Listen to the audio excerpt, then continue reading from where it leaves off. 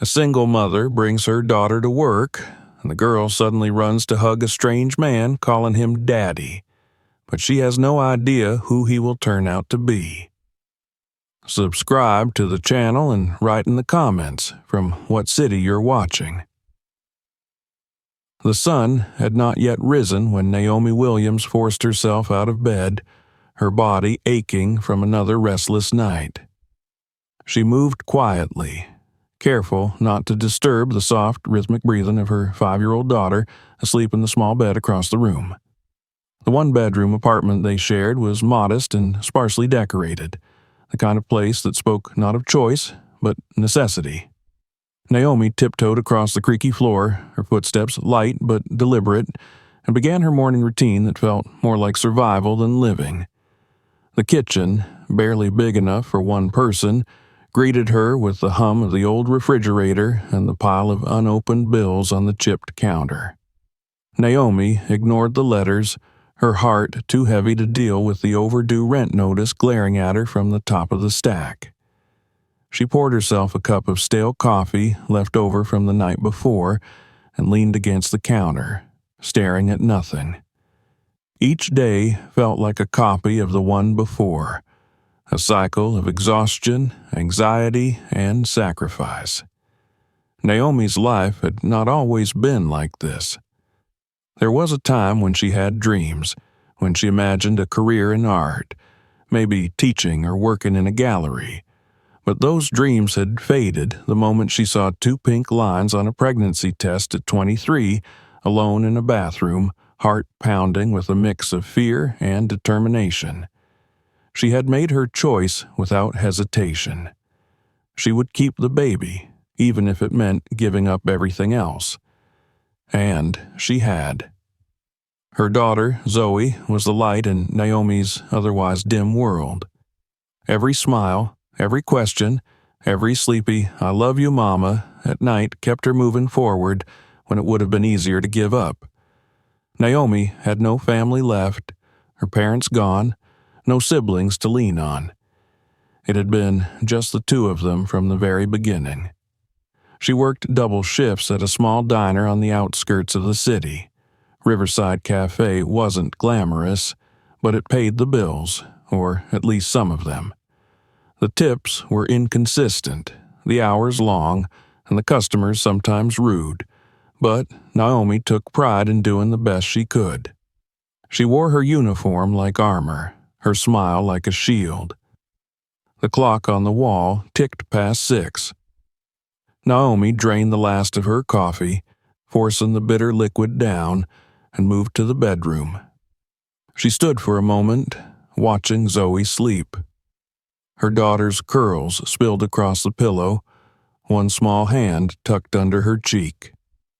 Naomi's chest tightened with a mix of love and guilt.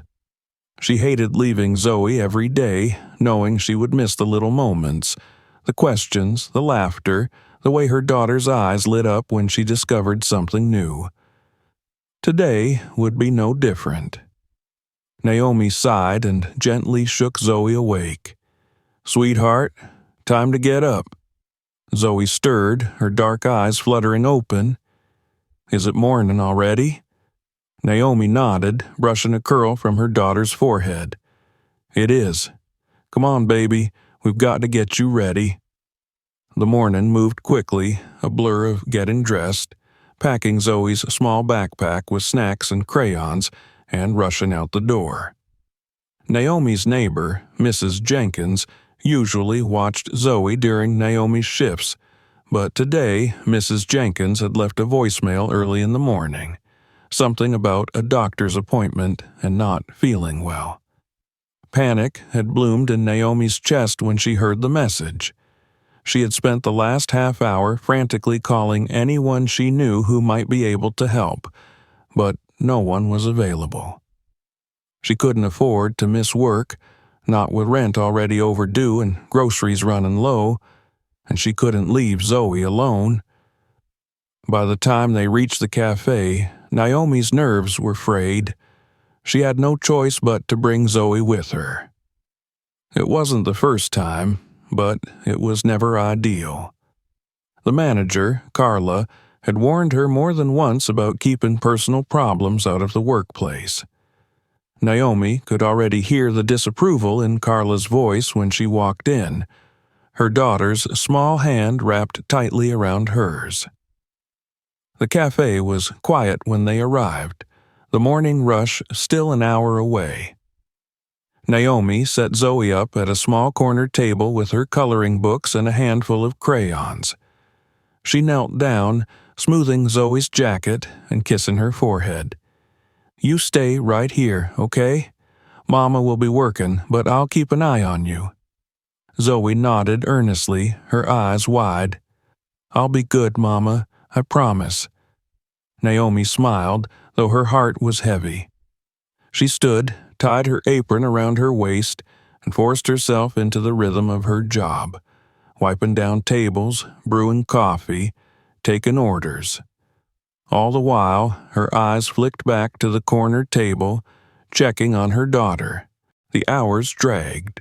Customers came and went, some offering polite smiles, others too busy or distracted to notice the little girl in the corner.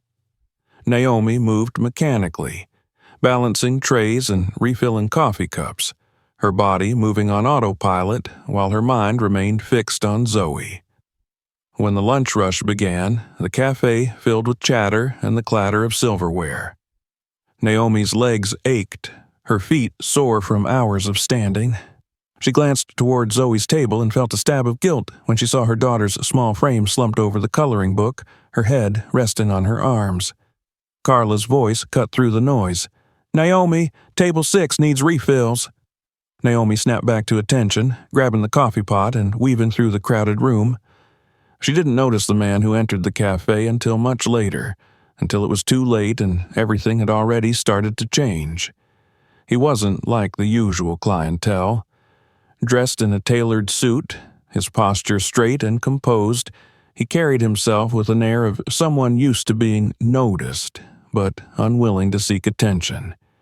He sat alone at a corner table near the back, pulling out a sleek laptop and placing a phone beside it.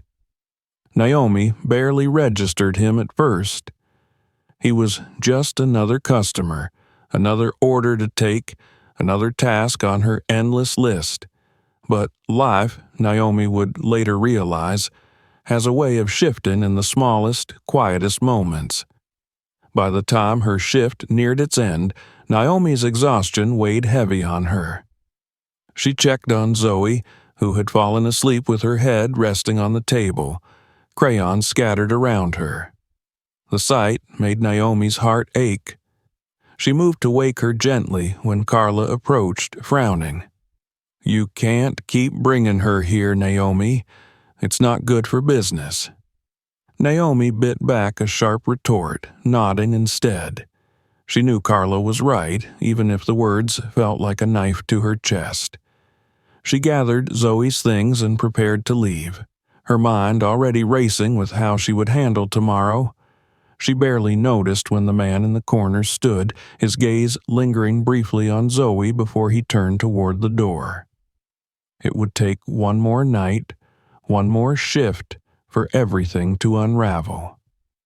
The next evening, Naomi received a message from Mrs. Jenkins again. Still not feeling well. Her options dwindled. She debated calling in sick, but knew she couldn't afford to lose the hours. She packed Zoe's backpack, apologizing softly as her daughter asked if she could stay home. By the time they reached the cafe, Naomi's stomach churned with anxiety. She repeated the same instructions to Zoe, setting her up at the same table. The routine felt heavier, the weight of yesterday's warning from Carla hanging over her. The evening shift was busier than usual. Naomi rushed between tables, barely keeping up. She was at the counter refilling a tray of drinks when she heard the small, unmistakable voice that shattered the noise around her. "Daddy?" The word pierced the air, silencing everything around her. Naomi's head snapped up, her heart dropping into her stomach. Across the cafe, Zoe had left her table and was racing toward the man in the corner. The same man from the day before, the one in the expensive suit. Before Naomi could react, Zoe flung her tiny arms around him, burying her face against his chest.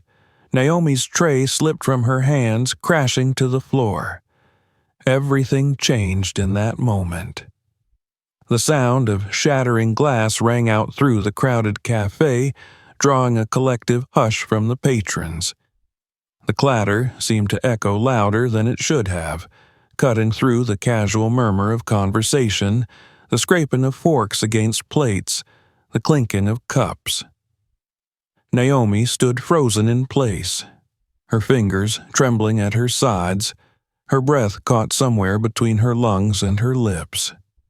For a heartbeat, the world around her slowed to a crawl, her eyes locked on the scene unfolding across the room. Zoe stood at the far end of the cafe, her small arms wrapped tightly around the suited man's waist, her face pressed against him with the unshakable certainty only a child could possess. The man, who had been just another customer only moments ago, sat rigid in his chair, his hand hovering awkwardly in the air as if unsure whether to place it on the child or push her away. His expression was unreadable, a flicker of confusion, surprise, and something deeper flashing behind his pale blue eyes. The silence in the cafe felt suffocating. Naomi could feel the weight of every gaze, customers craning their necks to witness the scene, whispers already beginning to ripple across the tables. She forced herself to move, her legs stiff and unsteady beneath her. Each step toward them felt heavier than the last, her heart pounding violently in her chest. "Zoe," she said, her voice sharp with panic and something dangerously close to embarrassment. "Sweetheart, what are you doing?" Zoe looked up at the man, her face radiant with a kind of joy Naomi hadn't seen in months, then turned to her mother, her dark eyes wide and innocent. "Mama, look! It's Daddy!" The words fell like stones into the stillness of the cafe. Naomi's stomach twisted violently. She reached them quickly, her hand curling gently but firmly around Zoe's shoulder, trying to pry her away without causing a scene. "I'm so sorry," she breathed, her voice shaken. She glanced at the man, unable to meet his eyes for more than a second. She's just a little confused." The man finally lowered his hand, resting it lightly on Zoe's back. His face remained unreadable, but his fingers twitched against her small frame, betraying the turmoil beneath his composed exterior. "It's all right," he said quietly, his voice unexpectedly soft. "No harm done." Naomi nodded stiffly, her fingers tightening around Zoe's shoulder as she coaxed her daughter to let go. "Zoe, baby, come here." Zoe's brow furrowed in confusion, her gaze shifting between her mother and the man.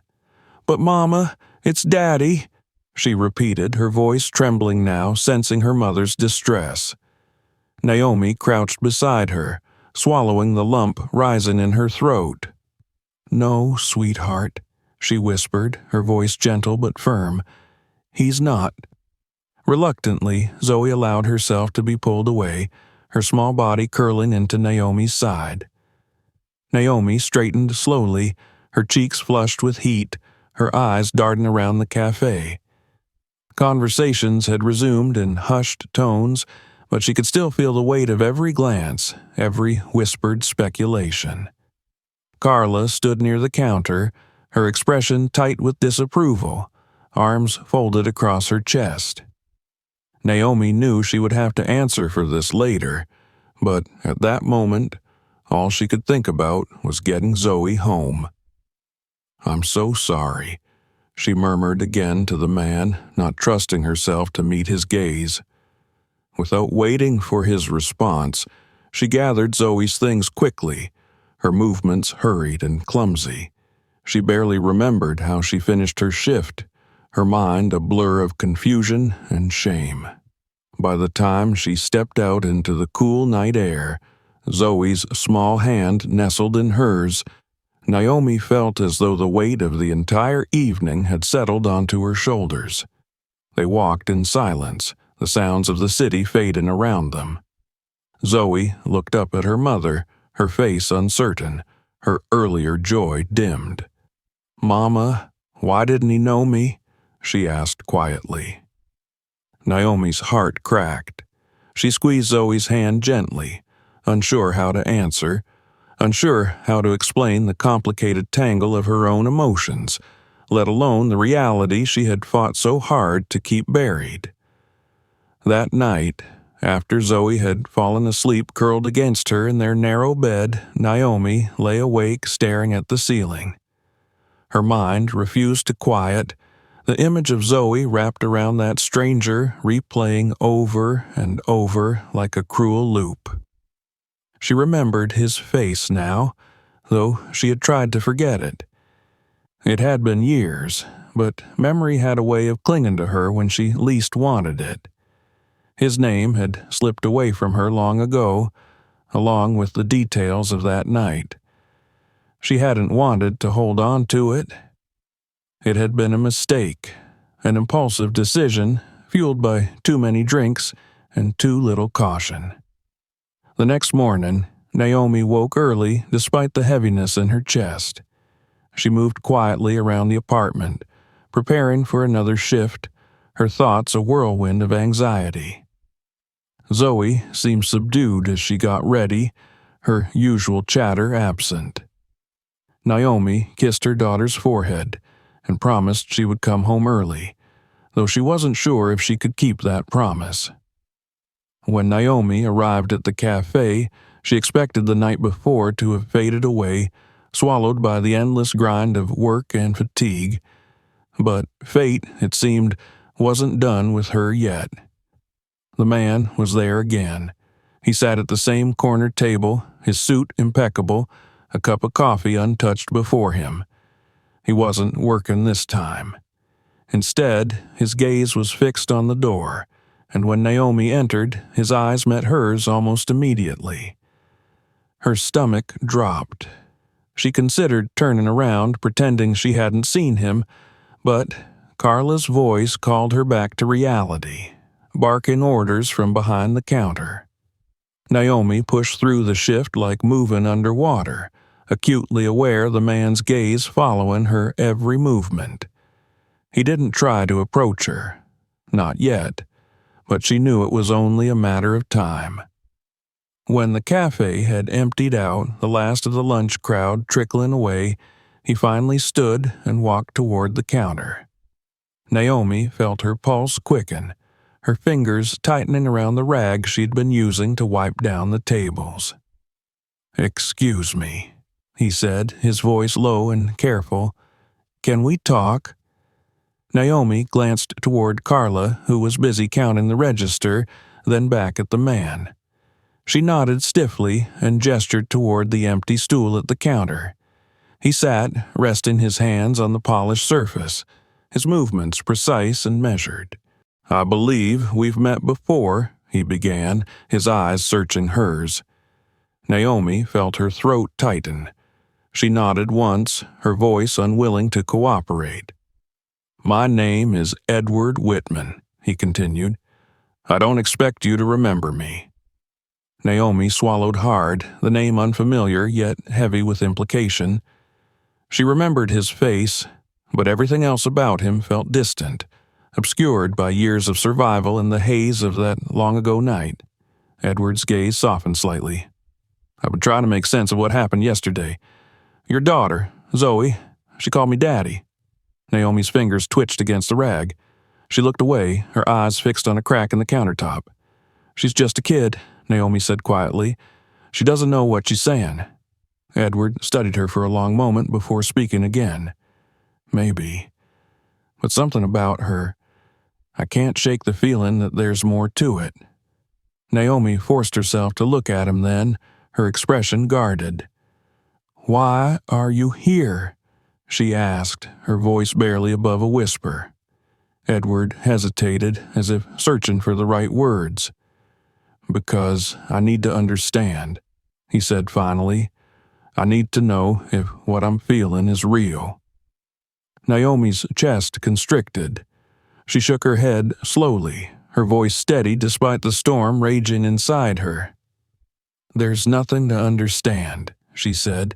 "You're just a stranger who looks like someone she wishes she had." Edward's jaw tightened, but he nodded as though accepting her answer. Still, Naomi could see it in his eyes. The doubt, the curiosity, the unsettling flicker of recognition. He left shortly after, his coffee untouched. That night, Naomi sat at the small kitchen table long after Zoe had gone to bed, her thoughts heavy and unrelenting. She knew she couldn't outrun the past forever, and something told her that Edward Whitman wasn't about to let her try. The next few days passed in a haze of exhaustion and dread. Naomi expected Edward to reappear, but he didn't.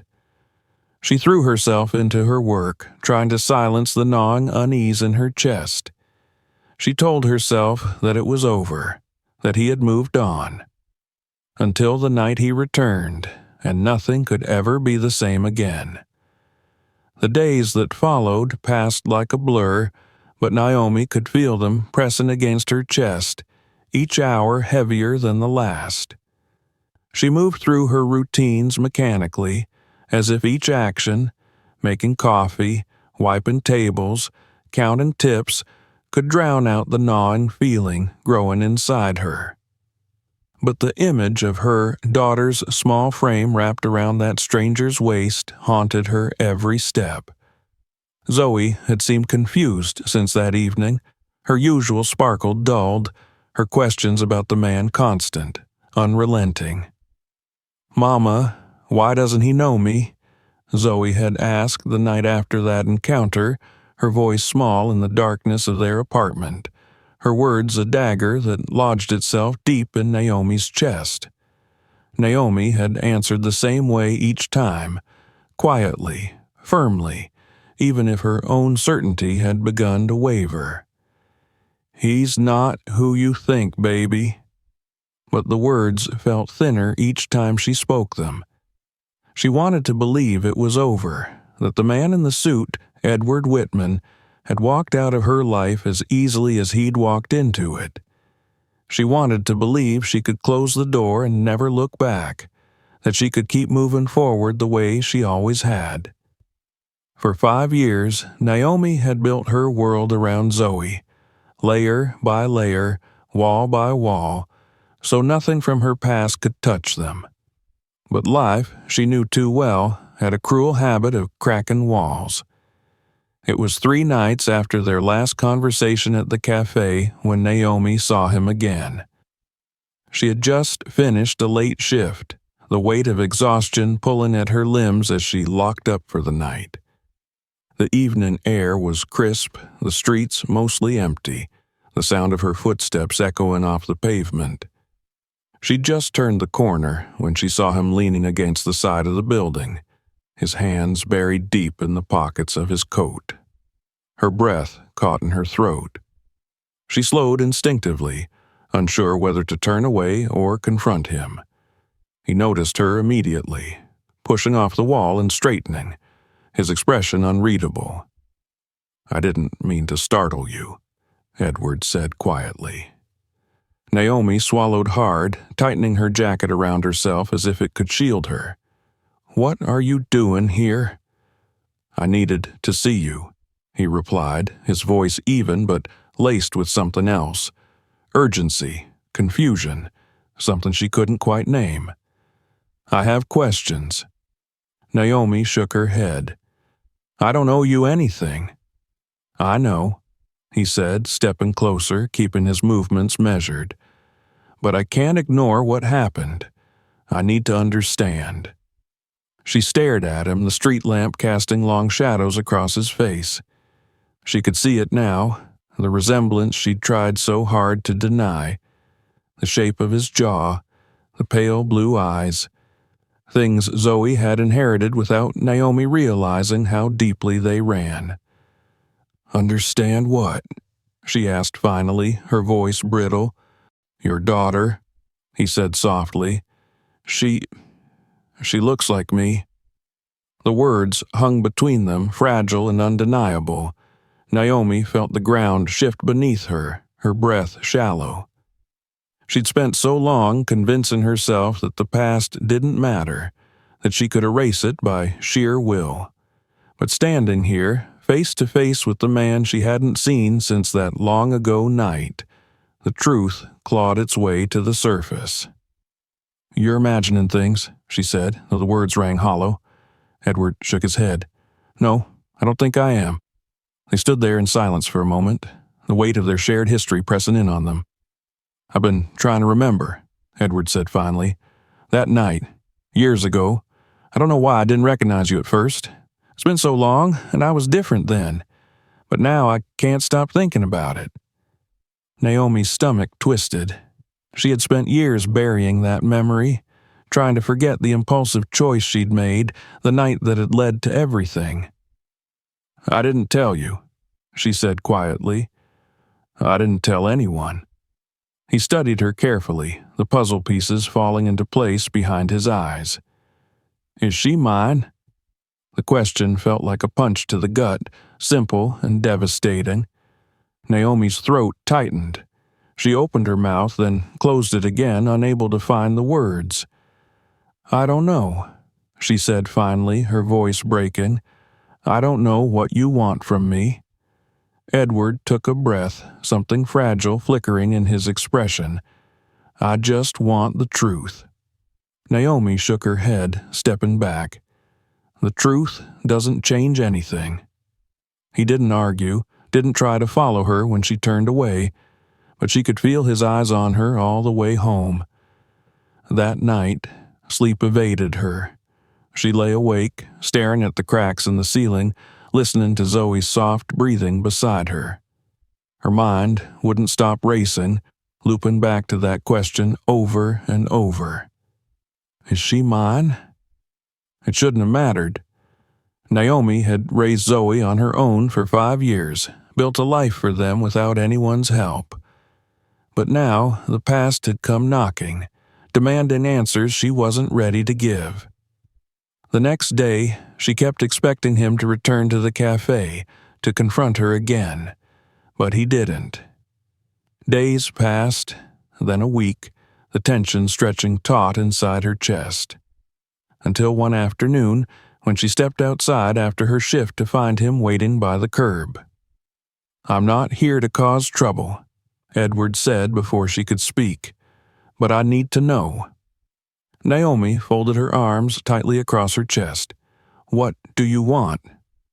"I want to do a paternity test," he said bluntly. The words struck her like ice water, cold and sharp.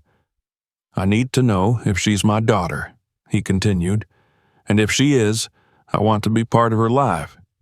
Naomi stared at him, her stomach churning.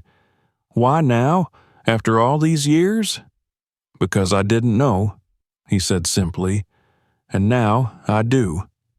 She swallowed, the weight of his words settling over her like a stone.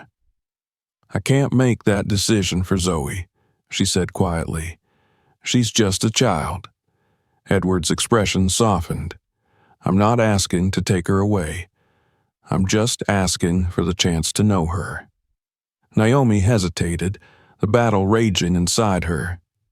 She had fought so hard to keep their world intact, to protect Zoe from anything that could hurt her. Letting Edward in felt like inviting chaos, like risking everything she had built.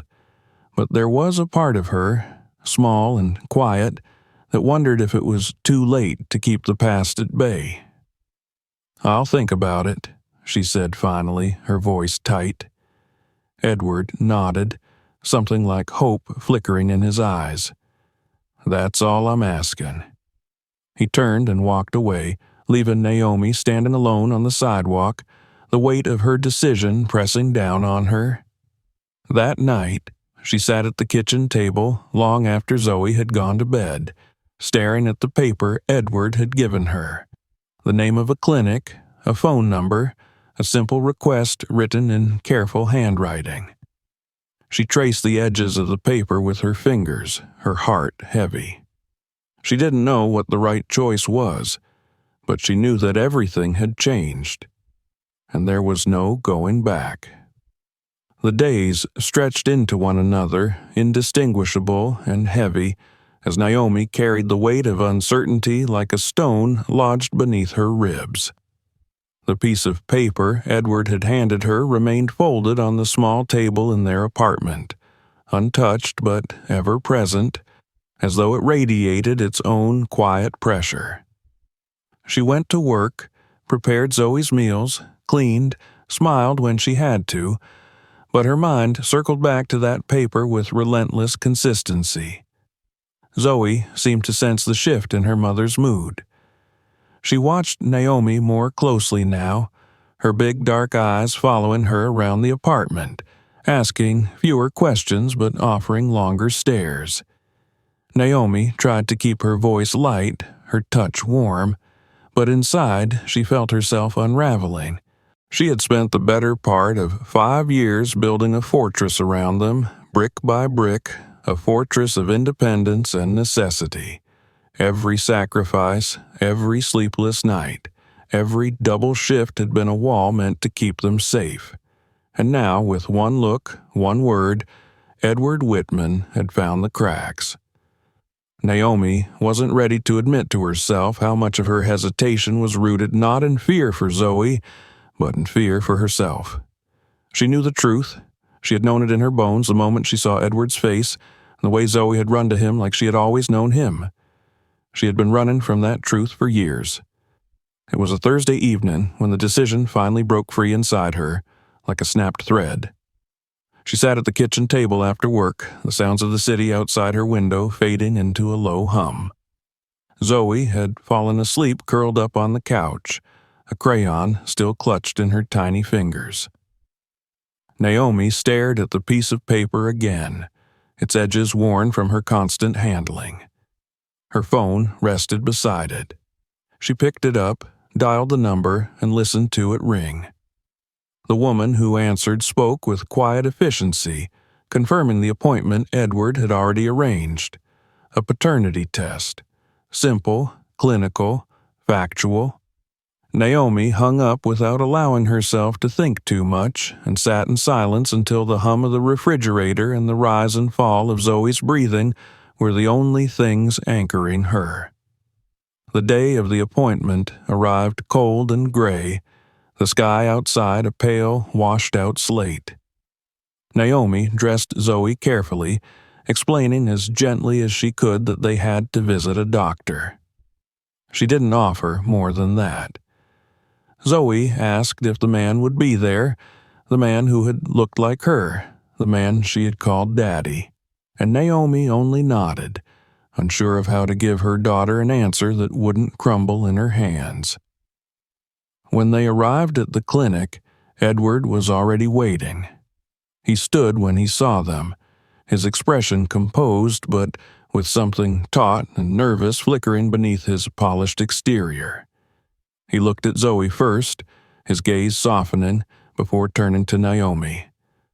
"Thank you for coming," he said quietly. Naomi didn't respond. She only reached for Zoe's hand, holding it tightly as they followed the nurse through the sterile hallway. The test itself was quick, almost absurd in its simplicity. A cotton swab, a few signatures, a promise of results in a few days. Naomi watched Zoe swing her legs from the chair, blissfully unaware of how much her entire life was balanced on something as thin as a strand of DNA. Afterward, they stood awkwardly in the parking lot, the wind biting at Naomi's skin. "I appreciate this," Edward said again, his voice careful. "Whatever the results are, I needed to know." Naomi glanced at him, her throat tight. "She doesn't understand any of this." "I know," he said, looking down at Zoe, "but I want to." They parted without further words, but the conversation lingered inside Naomi like a shadow. The days that followed were endless, stretched thin with anxiety. Naomi went to work, nodded through conversations, smiled at customers, but her mind was somewhere else entirely. She barely noticed Zoe's chatter on the walk home, barely heard the songs she sang to herself, until the phone call came. The clinic's voice on the other end was neutral, clinical, a series of words that confirmed what Naomi had known all along. Edward Whitman was Zoe's biological father. The world seemed to tilt beneath her as she listened, thanked them, hung up. The apartment felt too small, the walls pressing in. Zoe sat on the floor, her crayon scattered around her, looking up at her mother with curiosity and concern. Naomi sat down heavily on the couch, her hands trembling in her lap. Later that evening, when Zoe had fallen asleep beside her, Naomi allowed herself to break, the silent tears slipping down her cheeks unchecked. She hadn't wanted this, hadn't asked for it. She had spent so many years surviving, fighting to keep their lives stable, only to have everything thrown into question. But the truth was here now, undeniable and unchangeable. The next morning, Naomi stood outside the cafe during her break, her phone clutched tightly in her hand. She stared at Edward's number for a long time before finally pressing call. He answered on the first ring. "It's me," she said quietly. "We got the results." There was a pause on the other end, and then his voice, steady but soft. "I figured. I've been waiting." Naomi drew a breath, her chest tight. "She's yours." The silence that followed was deafening, filled with things neither of them knew how to say. "I want to see her," Edward said finally. "I want to know her." Naomi's stomach twisted. "It's not that simple." "I'm not asking for anything drastic," he replied, "but I can't pretend she doesn't exist. I won't." She hesitated, her grip tightening around the phone.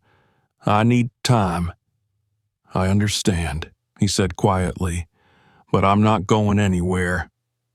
They ended the call soon after, and Naomi returned to her shift, moving through the motions like she was underwater.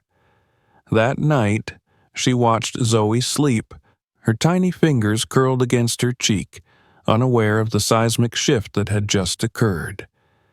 The next few days passed with an unbearable tension. Edward didn't press her, didn't show up at the cafe or call again. Naomi told herself she should be relieved, but instead she felt unsettled, like she was waiting for something inevitable. It came the following week. She was wiping down tables after the lunch rush when Carla appeared at her side, frowning slightly. "There's someone asking for you," Carla said, her voice low. "Out front." Naomi's stomach dropped. She stepped outside, the afternoon sun sharp in her eyes, and found Edward standing by the curb. He looked the same, polished, distant, careful, but there was something different in his eyes now, something vulnerable. "I'm sorry to show up unannounced," he said, hands in his pockets, "but I've been thinking." Naomi crossed her arms, bracing herself. "About what?" "About what happens next." He hesitated, then continued, his voice careful. "I want to help. Not just with Zoe, but with you. I know this isn't easy. I know I don't deserve your trust, but I want to try." Naomi stared at him, her heart pounding. "Why?" "Because I missed 5 years," he said quietly, "and I don't want to miss any more." She didn't answer. She couldn't. But something inside her shifted, a crack in the wall she had built so carefully. That night, as she lay awake beside her daughter, Naomi knew that nothing in their lives would ever be the same again. And maybe, just maybe, that wasn't the worst thing. The days that followed their last meeting were quieter but no less heavy. Naomi found herself caught in a strange rhythm, one foot in her old life, the other tentatively stepping into something she didn't fully understand. She hadn't given Edward an answer, hadn't promised him anything, but she hadn't slammed the door shut either. And that, she knew, was enough to change everything. At work, she moved through her shifts like a ghost, her smile practiced, her hands steady, but her mind elsewhere. Zoe's questions had become fewer but sharper. The little girl had an uncanny ability to sense when something in her mother's world shifted, when Naomi's walls began to crack. She didn't ask about Edward directly anymore, but her glances lingered longer, her silences grew heavier. Naomi told herself she needed more time to process, to think, to figure out what this new reality meant for her and for her daughter. But time, as it turned out, had other plans. It was late one evening when the phone rang, the sound slicing through the quiet of their apartment. Naomi had been folding laundry, her fingers moving methodically through the pile of tiny shirts and socks, when the shrill tone broke her concentration. She glanced at the screen, her heart lurching when she saw the number. Edward. For a moment, she considered letting it ring out, pretending she hadn't heard it, but something inside her, a voice she couldn't quite ignore, told her to answer. She picked up, her voice low. "Hello?" There was a pause on the other end, followed by his familiar, careful tone. "Naomi, I hope I'm not bothering you." She sighed, sitting down on the edge of the bed. "What is it?" "I've been thinking," he said, his words deliberate, "about what I can do to help. I don't want to disrupt your life, but I also can't stand by and do nothing." Naomi said nothing, waiting. "I'd like to set up a meeting," Edward continued. "Somewhere neutral, no pressure. I want to talk about the future." She closed her eyes, her fingers tightening around the phone. "The future. For Zoe," he clarified, "and for you." The conversation lingered with her long after they hung up. That night, sleep came in restless waves, her dreams filled with shadows and questions she couldn't answer. A few days later, she agreed to meet him. They chose a small coffee shop halfway between her apartment and the downtown high-rise where he worked. It was a quiet place, tucked away from the main street, the kind of place where no one knew her name and no one cared about her past. Edward arrived first, as he always seemed to. He stood when she entered, offering her a nod that was both polite and cautious. Naomi slid into the seat across from him, her hands folded tightly in her lap. He didn't waste time. "I want to help," he said simply. "I know you don't trust me yet. I know I haven't earned it, but I want to try." Naomi said nothing, waiting for the other shoe to drop. "I've done some thinking," Edward continued, "and I realize that I don't want to just be someone who drops in and out of Zoe's life. I want to be part of it, but I know that's not something I can demand." Her eyes flickered up to meet his. "I want to start by offering you a job," he said quietly. "Something stable, better pay, no strings attached." Naomi blinked, the words hitting her like a gust of cold air. "A job?" she repeated. He nodded. "At my company. There's a position available in administration. It's nothing glamorous, but it's steady work, good benefits, and I can guarantee flexible hours so you can still be there for Zoe." Naomi's stomach twisted. She hadn't expected this. She'd assumed he would offer money, maybe a settlement, something that would let him sleep better at night. But this was different. "And if I say no?" she asked carefully. Edward's gaze didn't waver. "Then nothing changes. I'll still be here. I'll still want to know my daughter." She exhaled slowly, her thoughts a tangled mess. Part of her wanted to push him away, to cling to the life she had built with her own 2 hands. But another part, the part she had spent years silencing, whispered that maybe she didn't have to do it all alone anymore. The conversation shifted then to Zoe, to logistics, to small details that felt too big to hold all at once. When they parted ways, Naomi felt no closer to a decision, but something inside her had shifted. That night, she sat at the kitchen table long after Zoe had gone to bed, staring at the offer letter Edward had emailed her. It was a good job, stable, safe, everything she had fought for offered to her without strings. And yet, it terrified her. Days passed.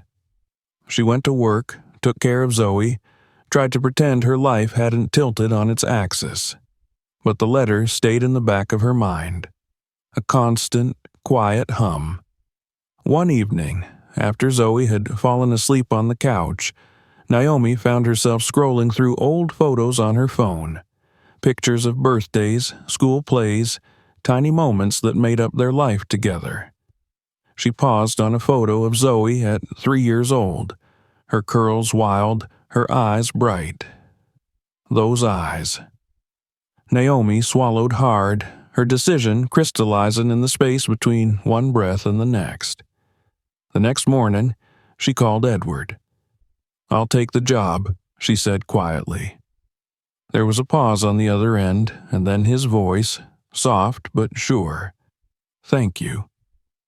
The weeks that followed were a blur of change.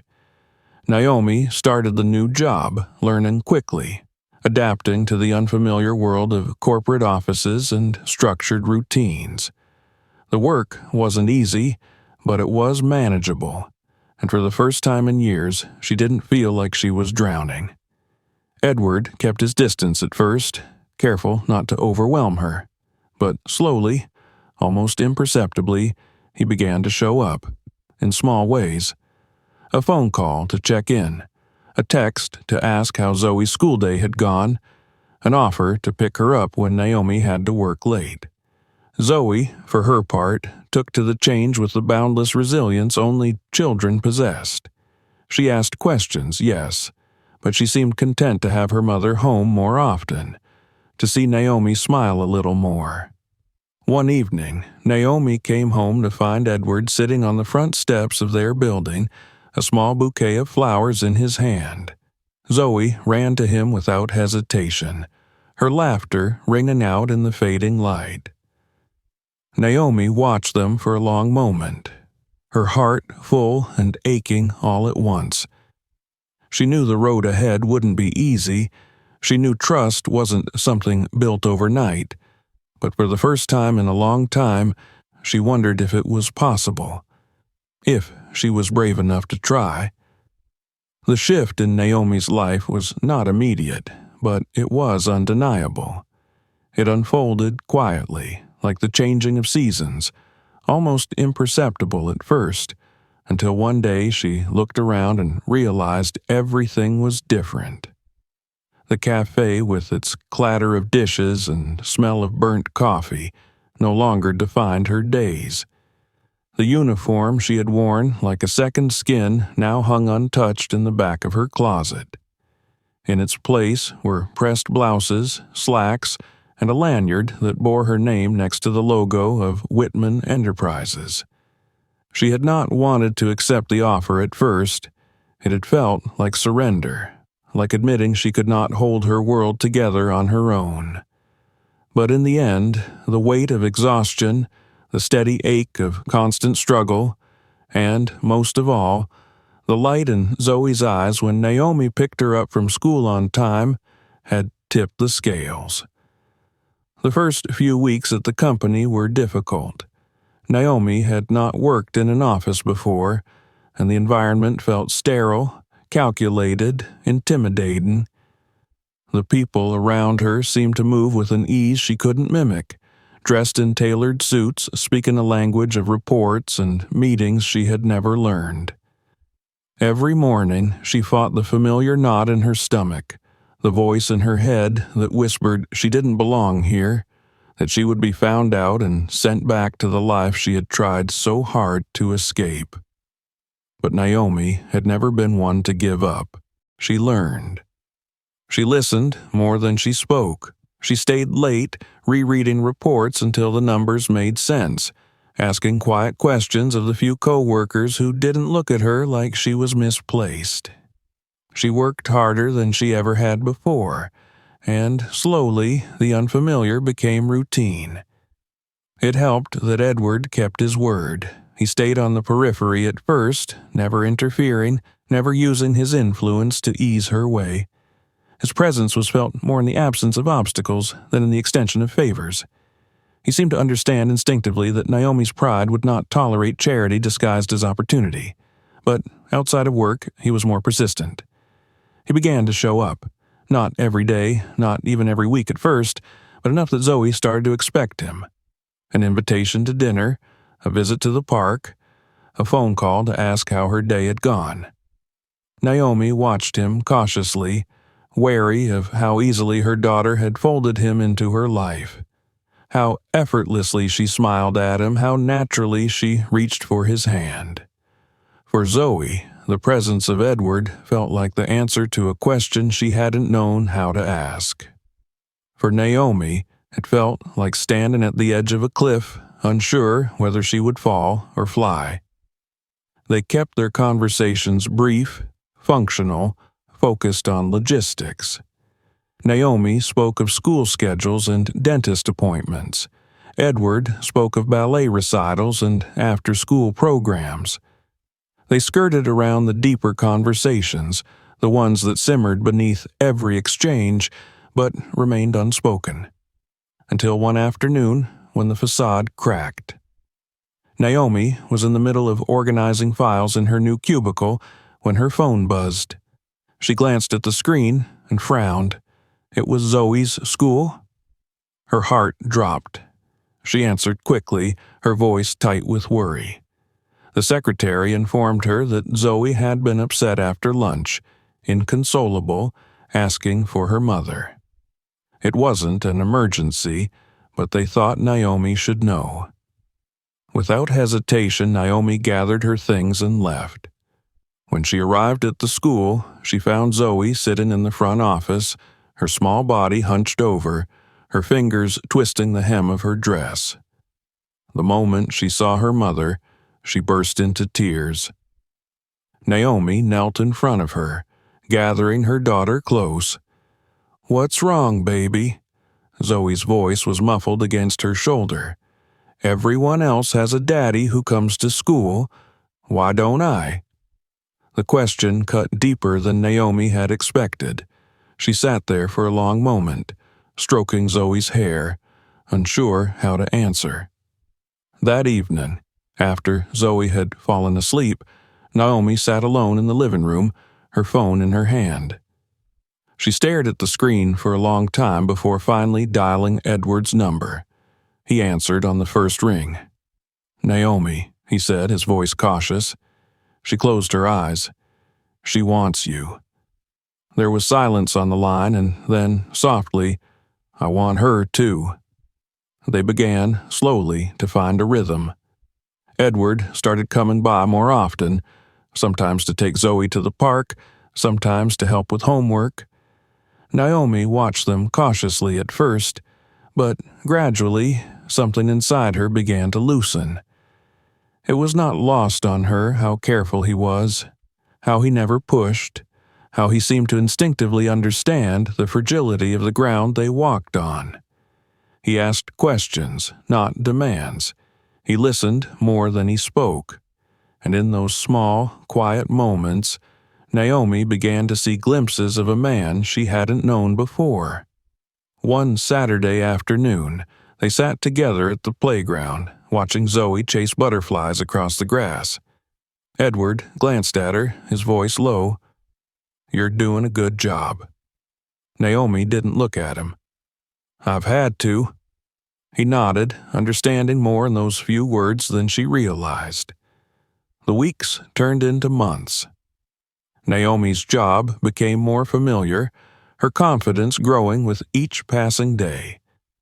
She began to see herself differently, not as someone barely holding on, but as someone who had built something real. Her relationship with Edward remained careful, fragile, undefined. They spoke often, sometimes about Zoe, sometimes about their own lives, their pasts, the unexpected ways fate had woven their paths together. It was during one of those conversations that Edward mentioned something that changed everything. "I've set up a fund," he said casually one evening as they stood outside her apartment, "for Zoe, for her education." Naomi frowned. "You didn't have to do that." "I wanted to," he said simply. "I want her to have every opportunity." She swallowed, her throat tight. "What about what she needs now?"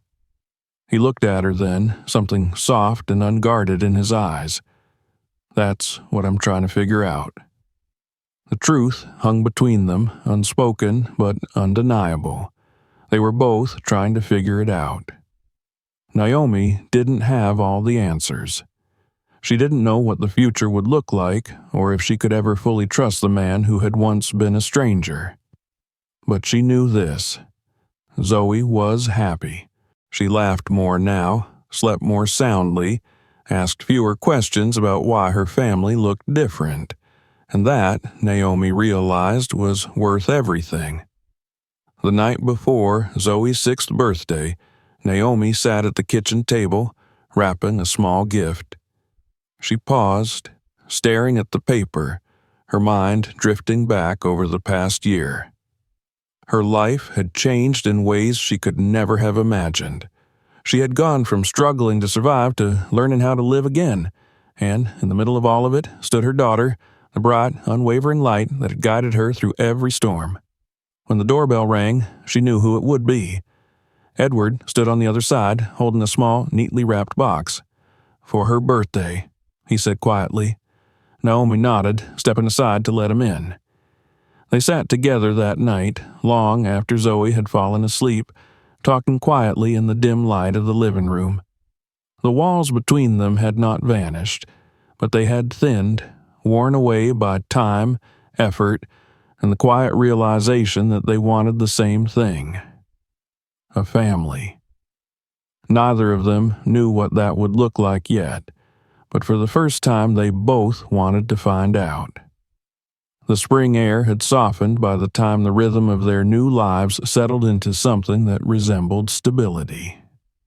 Naomi often caught herself standing still in those rare quiet moments, wondering when the next storm would come to sweep everything away. She had spent so long surviving, her body still tensed for impact, her heart braced against disappointment. But weeks had turned to months without the sky falling. Instead, the days unfolded steadily, predictably, almost peacefully. Her job at Whitman Enterprises no longer felt foreign. She had carved out her own space in the quiet corner of the administration office, learning not only the tasks but the subtle language of the corporate world, the ebb and flow of meetings and deadlines, the dance of emails and polite, professional small talk. She had not allowed herself to grow comfortable at first, always wary, always expecting that the walls would close in, that the floor would fall away beneath her. But they hadn't. Slowly, the wariness faded, replaced by something she could scarcely name. It was not security. Not yet. But it was hope. Edward remained a constant in their lives, no longer an intruder, but not yet family. He navigated his way into Zoe's world with the same precision he applied to everything else in his life, carefully, deliberately, without demanding space he hadn't earned. Naomi watched him closely at first, unsure if his interest would falter once the novelty wore off, once the reality of parenthood set in. But it never did. He showed up to school events, no longer standing awkwardly at the back, but sitting beside Naomi, cheering quietly, clapping when Zoe's eyes searched the crowd and found him there. He picked Zoe up from ballet classes, waited patiently while she babbled about her day, learned how to braid her hair when she asked him to. He made mistakes, forgot the names of her classmates, struggled to understand her favorite cartoons, but he never stopped showing up. It wasn't just Zoe who noticed. Naomi found herself watching, too, cataloging the moments when Edward's presence felt less like disruption and more like something solid, reliable. She caught herself reaching for her phone after long days, thinking to tell him about something funny Zoe had said, about something she had seen on her way to work, and each time she paused, unsure of what that meant. It was Zoe, always, who moved faster than them both. Children had no patience for hesitation. One evening, after Naomi had worked late and Edward had stayed with Zoe until she returned, Naomi found her daughter asleep on the couch, her head resting against Edward's arm. The sight stopped her in the doorway, something sharp and unfamiliar catching in her throat. He looked up, and their eyes met across the room, something unspoken lingering between them. The following weeks tested everything Naomi thought she had learned about control. It began with her supervisor at work, a man who had, until recently, offered her nothing more than polite indifference. Suddenly, he became cold, distant, assigning her the least desirable tasks, criticizing her performance with a sharpness that felt personal. The whispers around the office grew louder, conversations stopping abruptly when she entered the room. Naomi tried to ignore it at first. She had long since learned to live beneath the weight of judgment, but it became impossible to dismiss when she overheard a conversation in the break room, two co-workers speaking in low voices, unaware she stood just beyond the doorway. "She's only here because of him," one said, her voice tight with resentment. "You think she'd have that job if she wasn't the mother of his kid?" Naomi's stomach dropped. It had always been there, unspoken. The assumption, the suspicion. But hearing it aloud shattered something she hadn't realized she was still holding on to. That evening, she sat at her kitchen table long after Zoe had fallen asleep, her heart pounding in her chest. She couldn't go back to the cafe, not after how far she had come. But she couldn't stay either, not like this, not when everything she had built felt like it had been reduced to a rumor, a story passed between coworkers over coffee. The knock on the door startled her. She rose, expecting a neighbor, but found Edward standing on the other side. "I got your message," he said quietly. "You said you wanted to talk." She let him in, her movements stiff. They sat across from each other at the small kitchen table, the same place where, months ago, she had stared at a piece of paper and wondered if she could trust him. Now, the question felt bigger. Naomi didn't speak at first, her fingers tapping anxiously against the edge of the table. "I can't stay at the company," she said finally, her voice tight. Edward's brow furrowed. "Why not?" She met his gaze, her own guarded. "Because everyone thinks I'm there because of you." He leaned back slightly, processing her words. "You earned that job, Naomi. You've done the work." "It doesn't matter what I've done," she said, her voice sharper than she intended. "They'll always believe I'm only there because of you."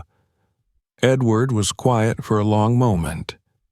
"You shouldn't have to fight so hard to prove you belong," he said finally. Naomi's throat tightened. "I always have." He nodded slowly. "Then maybe it's time someone else fought for you." The next few days unfolded quickly. Edward made arrangements, reaching out to contacts outside his company, helping Naomi find another position, one that paid well, offered stability, and most importantly, was hers by merit alone. Naomi resisted at first, reluctant to accept what felt like another rescue, but in the end, she realized it wasn't about charity. It was about choice. For the first time, she allowed herself to choose a future not shaped by survival, but by possibility. Her departure from Whitman Enterprises was quiet, unremarkable. No one stopped her on the way out. No one asked why she was leaving. She walked away without looking back. The new job was different. Smaller, less glamorous, but honest. She worked hard, earned respect, built something steady beneath her feet. And through it all, Edward remained. They fell into a rhythm again, this time less cautious, more natural. Dinners together, trips to the park, quiet conversations after Zoe had gone to bed. The walls between them had not vanished entirely, but they had thinned, worn away by effort and time. One evening, after a particularly long day, Naomi found herself sitting beside Edward on the worn couch in her living room, the quiet between them comfortable. "I spent so long thinking I couldn't trust you," she said quietly. He glanced at her, his expression unreadable. "And now?" She exhaled slowly. "Now, I think I don't want to do this without you." They didn't speak after that, but something settled between them, a fragile but undeniable truth. They were building something. Not perfect, not easy, but real. And for Naomi, that was enough. If you enjoyed this story, make sure to subscribe to the channel so you don't miss the next one. Check out our other videos for more powerful stories and share this video with someone who might need to hear it. Thank you for watching.